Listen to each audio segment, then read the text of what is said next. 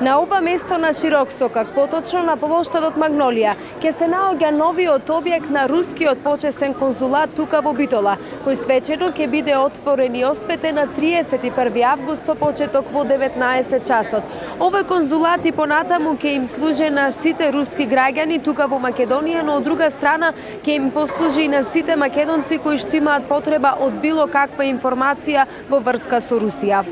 Рускиот конзулат ќе има за цел да унапреди економската соработка помеѓу руските и македонските компании, развој на билатералните односи како и промовирање на руските културни и традиционални вредности во Република Македонија, а ќе работи врз основа на утврдена годишна програма, одобрена од Руската Федерација во Република Македонија.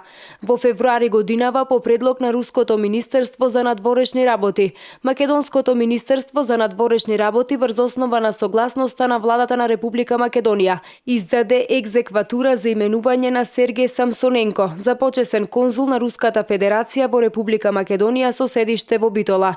Самсоненко е втор во историјата почесен конзул на Русија во Битола. Од 2001 до 2016 година таа функција вршеше државјани на Македонија Даринка Крстанова. Битола представува конзуларна престолнина на Македонија. Тука во 1861 година беше отворено прво руско представништво, императорски конзулат кој постоеше дури до Првата светска војна.